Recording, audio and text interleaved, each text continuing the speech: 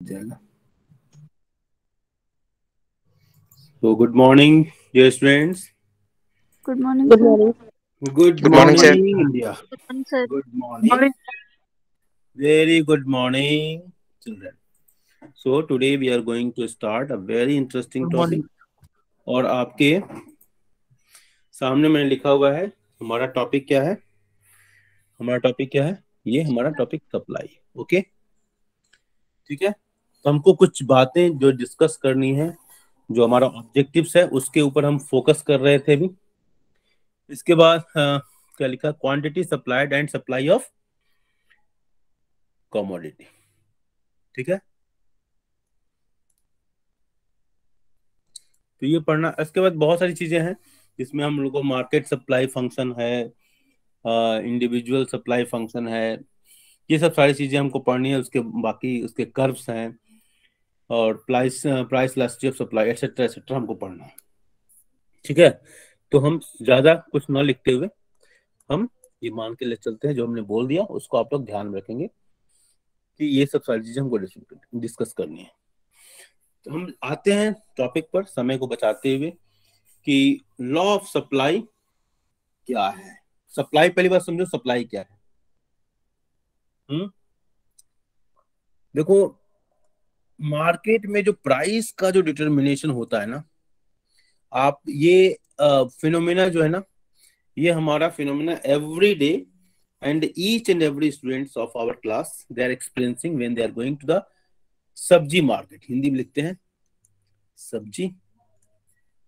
हाँ, मकर संक्रांति में आपने सब्जी, बड़ी जोरदार आलू की सब्जी खाई होगी, उसमें मिला दिया हो गया गोभी, आलू गोभी मटर प्लस धनिया। आप लोग जितने लोग खाते होगे ना ऐसे, प्लस थोड़ी सी टमाटर।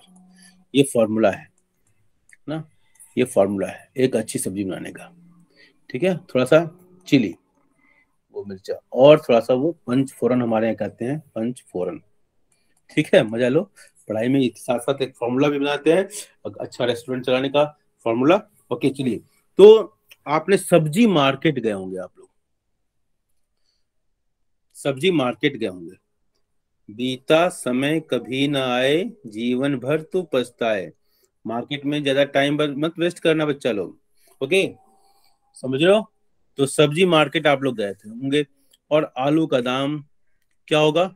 सेलर ने बोला होगा मान लो 20 रुपए। आपके पापा, आप, ये जो भी आप ही को लगता हो, पापा लोगों को इन्वॉल्व करना है अच्छे काम में। ठीक है, जब हमारे बच्चे ही कर सकते हैं तो आपने बोला कि नहीं नहीं 15 रुपए दे, तो वो एग्री हुआ होगा 18 रुपए में। ओके, ऐसा कुछ होता रहता है मार्केट में, करेक्ट ना? बोलो भाई। अरे भाई बोल दो, पैसे थोड़ी लगते हैं बोलने में। Yes, sir. Yes, sir. हाँ ऋषभ बाबू, हाँ बुलंद आवाज के स्वामी ऋषभ झा। सो गया, पकड़ा गया। समीरा, शरद, शिव कुमार, वाह वाह वाह वाह, क्या बात है। तहसीन, वाह वाह, क्या बात है। Varun, yes sir. हाँ ये हुई ना बात। साहिल गौतम, ये तुरंत बोलेगा। My god, what is happening. Sahil Gautam, जा, ये तो गजब हो रहा है भाई। Pooja Kumari Gupta, Lokesh, Lokesh, my god. Fazal, yes sir. हाँ ये हुई ना बात। Rinki, yes sir. हाँ शाबाश। Karan, yes sir. Yes good. Kanishka, Yes, sir. Good. Anisa, Yes, sir. Good. Abhishek, yes sir. Good. देखो ये लोग जगी हुई आत्माएं हैं, बाकी सब सोई हुई आत्माएं। तो देखो, मैंने बस इतना सब्जी मार्केट आलू पराठा जो मैं कर रहा था, ये केवल इंटरेस्ट क्रिएट करने के लिए बोला था। आपने ये डिमांड वाला तो देखा ही होगा ना बेटा, कि डिमांड है ये, ठीक है, और ये है सप्लाई। ठीक है, एक डिमांड है ये, तो ये एक सप्लाई है, और जहां पर ये दोनों मिलते हैं वहां प्राइस का डिटर्मिनेशन होता है। ठीक है, आर्गेटिव पॉइंट, ये एक फंडामेंटल। अभी तक हम इसके बारे में पढ़ चुके हैं, और ये भी हम देख चुके हैं कि डिमांड और प्राइस के बीच में रिलेशन क्या है। प्राइस अगर बढ़ता है तो उसकी डिमांड घट जाती है।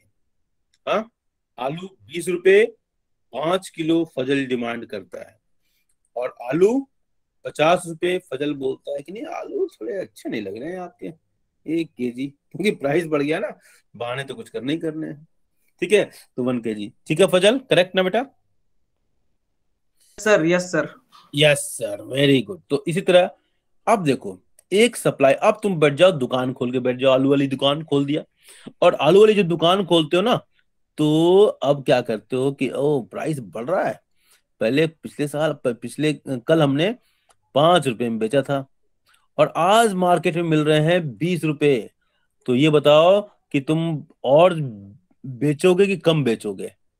हाँ, प्राइस बढ़ गया, तो हम क्या करेंगे, क्वांटिटी सप्लाई कर क्या करेंगे, बढ़ा देंगे, है ना, क्योंकि आप सप्लायर हैं। ये जो डिमांड करने वाला जो था ना, वो घटा देता है, और सप्लाई करने वाला बढ़ा देता है। तो पहले आपने 5 केजी अगर बेचा था, तो आप 20 केजी लेके बैठ जाएंगे, नहीं नहीं नहीं, प्रॉफिट हो जाएगा हमारा। करेक्ट है ना? इसका मतलब क्या निकालते हैं हम, कि सप्लाई और प्राइस के बीच में डायरेक्ट रिलेशनशिप है। अगर प्राइस बढ़ रहा है तो सप्लाई भी बढ़ रही है। करेक्ट ना? बोलो भाई। Yes sir. ठीक है, यस सर। ये दिमाग में सबके बैठ रहा है ना? Yes sir. यस चलिए, सर। ठीक है। तो अगर मान लो कि जब हमने डिमांड का जो कर्व बनाया था, ऐसे बनाया था, इधर क्या है, क्वांटिटी डिमांडेड, क्यू है ये क्वांटिटी, ठीक है, और इधर क्या है, प्राइस है। ठीक है, तो प्राइस अगर यहां हमने ऐसे बनाया था, देख लो ध्यान से। थैंक यू वरुण कि तुमने, देखो प्राइस, राइटिंग पैड से मेरी हैंड राइटिंग अच्छी हो गई ना। प्राइस बढ़ाया, क्वांटिटी क्या हो गई, पहले प्राइस पी था, P1 हो गया, तो पहले प्राइस पी था तो क्वांटिटी कितनी थी, ये क्वांटिटी क्यू थी। ठीक है, प्राइस P1 हो गया तो क्वांटिटी घट के क्या हो गई, Q1 हो गई। तो प्राइस बढ़ने से, तो ये हमारा डिमांड का बनता था। करेक्ट है ना? अब जब सप्लाई यस का सर। बनाएंगे तो बिल्कुल आसान, देखो मैं कंपेरेटिव लेके चल रहा हूँ। ठीक है, तो ये समझने में आसानी होगी। अब मान लो प्राइस इतना है, ठीक है, प्राइस है ये P, तो क्वांटिटी Q, प्राइस बढ़ के इतना हो गया P1, क्वांटिटी Q1। तो क्वांटिटी Q1। Q1। पॉइंट, तो ये हो गया। ठीक है, करेक्ट है ना? Yes sir. ठीक है, करेक्ट है ना? समझ में आ रही पहली बात? Yes sir. मेरी बात समझ में आ रही है? आगे नो पॉइंट। तो ये यस हमारा सर। क्या हो गया, तो इस तरीके से हम एक बिल्कुल सॉलिड रिलेशनशिप हमने देखा। जब इसी बात को आप जब पढ़ोगे ना उसमें को रिलेशन में, तो ये काम आएगा। ये हो गया पॉजिटिव को रिलेशन जब डायरेक्ट है, और ये क्या हो जाएगा, नेगेटिव को रिलेशन। अभी हम उसकी चर्चा नहीं करना चाहेंगे, ठीक है ना? ठीक है, अभी हम उसकी चर्चा नहीं कर रहे हैं, बस हम इसका हिंट दे रहे हैं कि वो कहां से चीजें निकल कर आती हैं। तो ये आप समझ में आ रही मेरी बात? बोलो। ठीक है, Yes, sir. पहला पॉइंट हमने देखा, क्या बेटा? बोलिए। Nothing, sir. Nothing, okay. तो अगर इसको डिफाइन करना होगा, डिफाइन, तो कैसे डिफाइन करेंगे? ठीक है, डिफाइन क्या करोगे, उसको लिख लो, स्टेटमेंट सप्लाई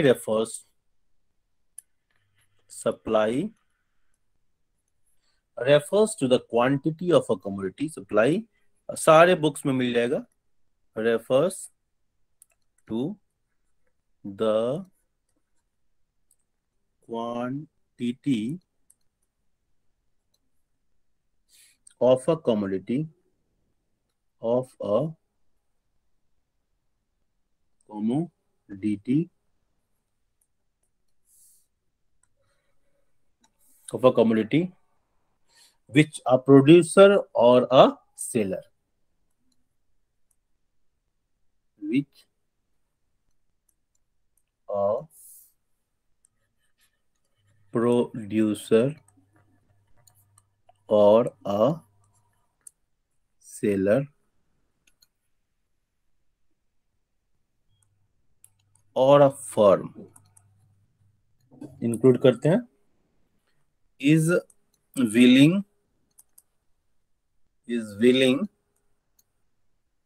टू सेल, ठीक है, इन द मार्केट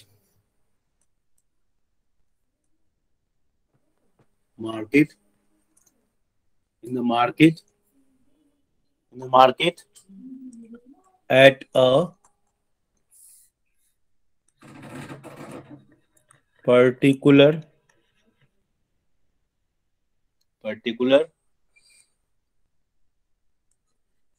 प्राइस। लिखते जाओगे, स्पीड मेरे से अच्छी होगी आपकी, ठीक है, तो आपके दिमाग में रहेगा। स्क्रीनशॉट से कोई फायदा नहीं है काम, ये जब हम लिखा रहे हैं ना तो आपको लिखना है पीरियड ऑफ टाइम, ठीक है, पॉइंट इसको लिख लेंगे।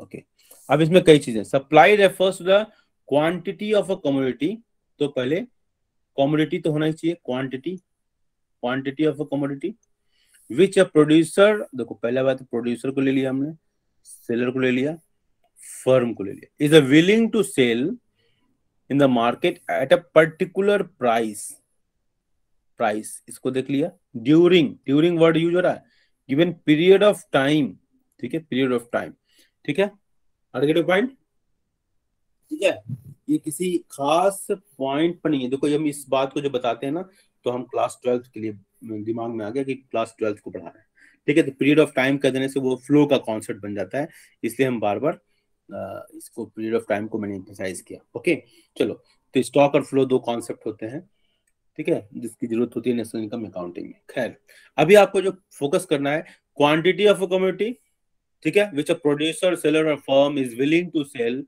इन the market at a particular price, ठीक है, एंड टाइम, तो प्राइस है, टाइम है और क्वांटिटी, ये तीनों चीजें हैं, ठीक है, क्वांटिटी, ठीक है, आगे पॉइंट, मेरी बात समझ में आ रही है, ठीक है, मेरी बात समझ में आ रही है, बेटा बोलिए भाई। Yes, sir. अब इसके इसेंशियल एलिमेंट्स क्या हैं, इसेंशियल एलिमेंट्स, आगे पॉइंट, पहला पॉइंट क्या लिख सकते हैं हम, quantity of a commodity, quantity बस लिख रहा हूं, क्वांटिटी, ठीक है। दूसरा पॉइंट क्या हो सकता है, they are willing to sell, अगर विलिंगनेस नहीं है ना तो सप्लाई नहीं हो पाएगा, विलिंग टू सेल, आपने डिमांड में भी देखा होगा, विलिंग वर्ड आया था वहां भी। Price of a commodity, price of a commodity, ठीक है। लास्ट पॉइंट आप समझ गया हूं क्या है, that is period of time,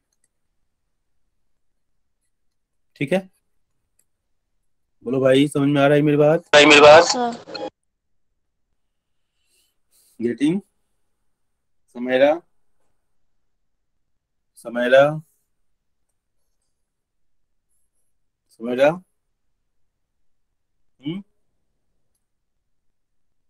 बोलो भाई, यस सर, आ रहा है समझ में। Yes, sir. समझ में आ रहा ना, चलो तो आगे बढ़ते हैं।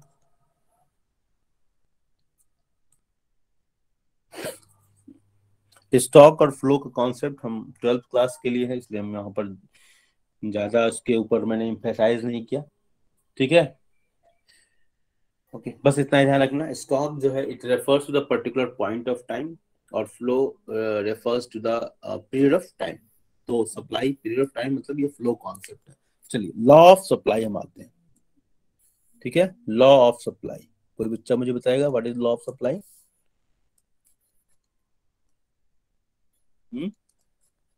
Law of supply, sir, demand and supply are directly proportional to each other. Law of supply, law of supply क्या कहता है, कि जितनी भी तो डिमांड से, डिमांड का जो डेफिनेशन याद होगा ना उसी से Yes, sir. Yes, sir. निकल जाएगा। तो क्या लिखोगे?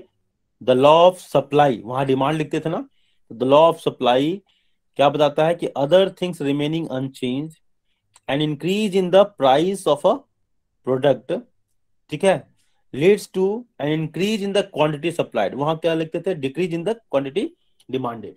Okay, are you point? ठीक है, मेरी बात समझ में आ रही है? बोलो भाई। sir. इसको लिख लेंगे, हाँ इसको लिख लेंगे। Law states, law states that other things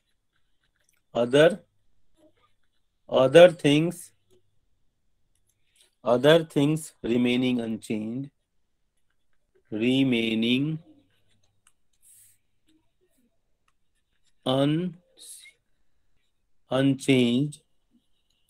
unchanged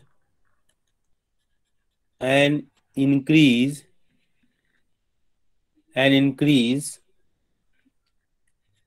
in the price of a product।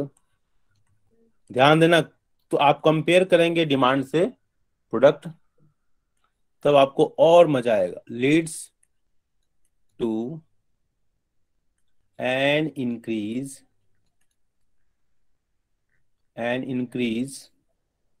in the quantity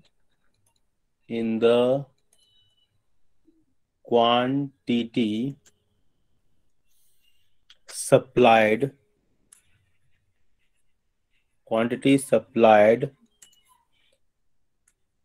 of, यहां पर डिमांड हम लिखते थे of it, and it's a vice versa. ठीक है, ठीक है, ठीक है। इसका मतलब क्या हुआ? इसका मतलब क्या निकल के आता है कि प्राइस और क्वांटिटी के बीच में, जो हम पहले चर्चा कर चुके हैं, प्राइस और क्वांटिटी सप्लाइड के बीच में डायरेक्ट रिलेशनशिप है। ठीक है, this indicates the direct relationship कि एक बढ़ता है तो दूसरा बढ़ेगा, एक घटता है तो दूसरा घटेगा। The law states that other things remaining unchanged, an increase in the price of a product leads to an increase in the quantity supplied of it and vice versa। ठीक है, this indicates the vice versa। एक बढ़ रहा है, एक part लिख दिया, दूसरा पार्ट वाइस वर्सा से हमने एक्सप्लेन कर दिया, this is vice versa. Okay, मेरी बात समझ में आ रही बेटा? बोलो भाई। Yes, sir. ठीक है, तो इस लॉ को हम दो तरीके से दिखा सकते हैं। Law can be explain two ways to display it. पहला है कि इंडिविजुअल, जैसा कि वहां आपने इंडिविजुअल डिमांड देखा था ना, इंडिविजुअल केसेस, और दूसरा क्या है? Market case. ठीक है, मार्केट डिमांड याद आ रहा है? बोलो भाई,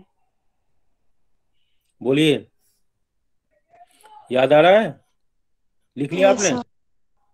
Yes, लिख sir. लिया? ओके, याद आ रहा है ना बेटा? Individual case. टाइम हो जाएगा तो मुझे बता देना,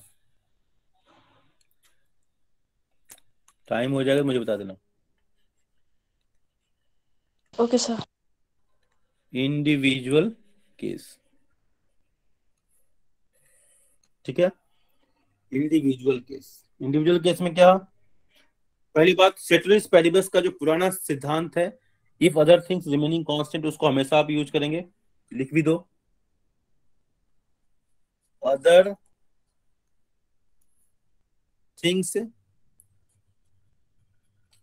थिंग्स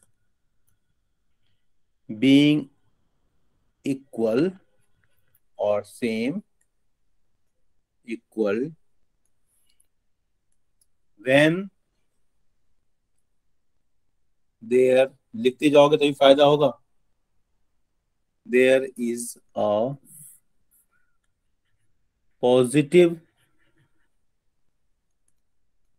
आपको समझ में आ रहा है तब भी लिखा करो बेटा, ये समझ लेना, पॉजिटिव रिलेशन मैं जानता हूँ, मेरे अनुभव, मेरे मेरे पे विश्वास किया करो, किसी से फायदा होता है लिखने से। रिलेशन बिटवीन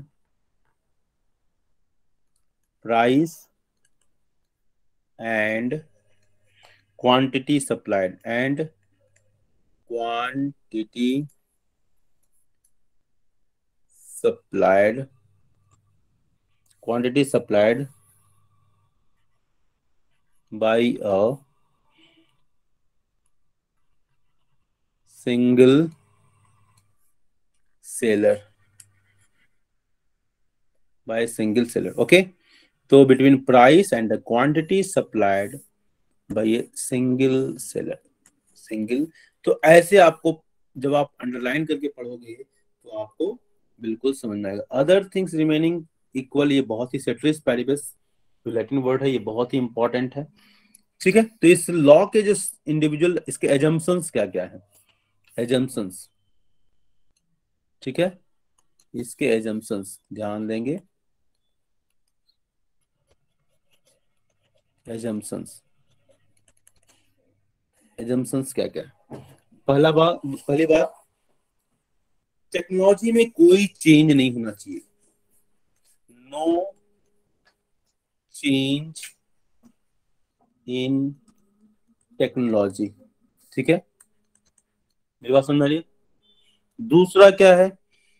ठीक है, प्राइस ऑफ इनपुट में कोई चेंज नहीं होना चाहिए। अगर इनपुट के प्राइस बढ़ जाए, जैसे टेक्नोलॉजी है, मान लो टाइपराइटर की टेक्नोलॉजी है, ठीक है, अब हो गई कंप्यूटर की टेक्नोलॉजी आ गई, इस तरह और कोई दूसरी टेक्नोलॉजी है, मान लो मोबाइल फोन की टेक्नोलॉजी में अगर उसकी टेक्नोलॉजी में चेंज हो रहा है तो उसकी सप्लाई पर चेंज होना निश्चित रूप से उसके इंडिविजुअल जो सप्लाई है उसके ऊपर असर पड़ेगा। ओके, ठीक है, there is no change in price of input, no change in price of input, मतलब उस पर बनाने वाले जो सामान है, ठीक है, उसमें कोई चेंज नहीं होना चाहिए। मेरी बात समझ में आ रही बेटा? बोलो भाई। Yes sir. ठीक है, इसके अलावा जो गवर्नमेंट की जो टैक्सेशन की पॉलिसी है, ठीक है, no change in taxation and subsidy policy of government, ठीक है, ठीक है, नो चेंज इन टेक्नोलॉजी, आपने देखा, no change in price, no change in taxation and subsidy policy of the government. मान लो कि गवर्नमेंट टैक्स बढ़ा दे, पहले बताया कि मोबाइल के प्रोडक्शन पर 1000 मोबाइल आपने प्रोड्यूस किया तो 10 रुपए टैक्स लगेंगे, मान लो ऐसा कुछ हो। अब सरकार ने कहा कि 1000 करेंगे तो अब 50 रुपए टैक्स लगेगा या 0 टैक्स होगा। तो जब 0 टैक्स लगेगा तो सप्लाई बढ़ जाएगी, प्रोडक्शन बढ़ जाएगा। अब 50 रुपए जब टैक्स होगा तो प्रोडक्शन घट जाएगा, सप्लाई घट जाएगी। Is it right? समझ में आई बात? ठीक है, इसी तरह सब्सिडी के केस में गवर्नमेंट अगर सब्सिडी दे दे, छूट दे दे, ठीक है, तो छूट देगी तो क्या होगा? प्रोडक्शन बढ़ जाएगा, ठीक है, और छूटें हटा लेगी तो वो चीजें आपको ध्यान रखनी पड़ेगी। ठीक है, point number 4, there is no change in price of other goods, no change in price of other goods. ठीक है, मतलब दूसरे चीजों के प्राइस से भी, इसको हम P0 से नोट करते हैं, तो दूसरे चीजों के प्राइस से भी इस पर असर पड़ता है। ठीक है, क्योंकि चीजें, कोई भी चीजें एब्सोल्यूट नहीं होती हैं बेटा। अगर टी की कीमत बढ़ जाती है और कॉफी की कीमत उतनी भी रहती है ना, तो उसके सेल्स पर असर पड़ जाएगा। उसी तरीके से दूसरी चीजें जो है, इसको हम एक फंक्शनल रिलेशनशिप के रूप में दिखा रहे हैं। Other things remains constant. देखो ये सब हम कांस्टेंट दिखा रहे हैं जिस पर टोपी पहना रहे हैं, तो टोपी मीन्स कांस्टेंट। अपने टाइम का ध्यान रखेंगे, मुझे हिंट कर देंगे आप, ताकि मैं आगे कोई टॉपिक स्टार्ट नहीं करूंगा। मुझे लगता है ये लास्ट ही टॉपिक होना चाहिए, करेक्ट? तो ये हमारा इंडिविजुअल डिमांड का फंक्शन का एक रिलेशनशिप हमने यहाँ ड्रॉ किया, करेक्ट है? इसके बेस पर करेक्ट है, ठीक है? बोलो भाई, ठीक है, ये क्या है, इसको इसको क्या कहेंगे, बोलो, supply of commodity, supply of commodity. ठीक है, ये तो मालूम है कि प्राइस है, ये टेक्नोलॉजी है। ठीक है, प्राइस ऑफ इनपुट्स, जो फैक्टर्स ऑफ प्रोडक्शन होते हैं उनकी बात हो रही है, यहाँ लिख लो, इसमें कंफ्यूजन हो सकता है। फैक्टर्स, इनपुट्स का मतलब क्या हुआ, इनपुट्स का मतलब हुआ फैक्टर्स ऑफ प्रोडक्शन।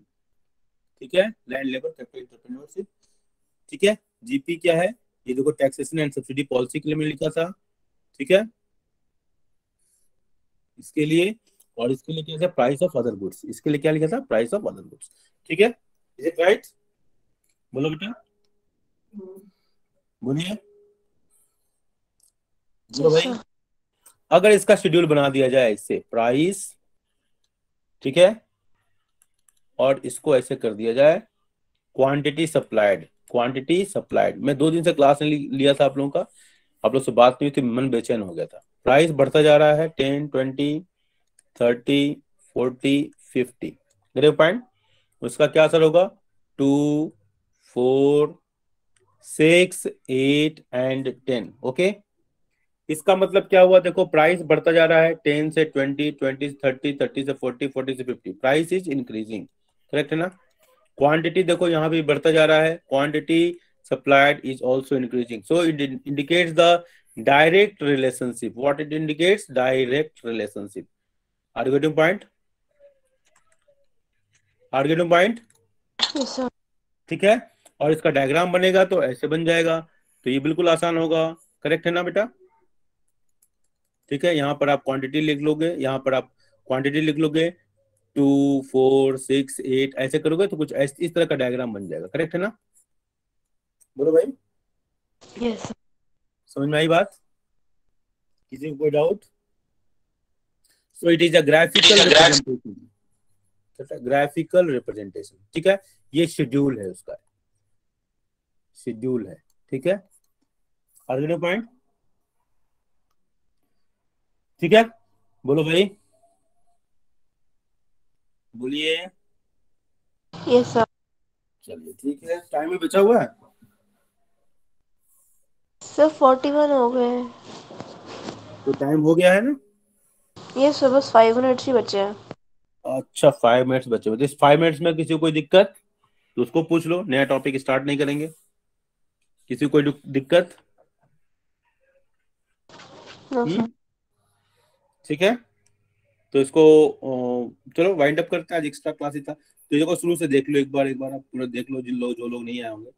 तो आज हमने सप्लाई का ये टॉपिक शुरू किया था। ठीक है, सप्लाई को हमने देखा, ये सब कॉन्सेप्ट पढ़ने हैं, बाकी कुछ कॉन्सेप्ट हमने लिखे नहीं है। ठीक है, तो हमने concept of supply, quantity supplied and supply, ये सब सारी चीजें हमने एग्जांपल समझाने का प्रयास किया कि मार्केट में 2 फोर्सेज होते हैं, एक डिमांड का फोर्स होता है और दूसरा सप्लाई का फोर्स होता है। Demand, you are well aware of the demand force, so supply का फोर्स हमने दिखाने का प्रयास किया। जैसे डिमांड इंडिविजुअल जो व्यक्ति होता है, कंज्यूमर की बात होती है।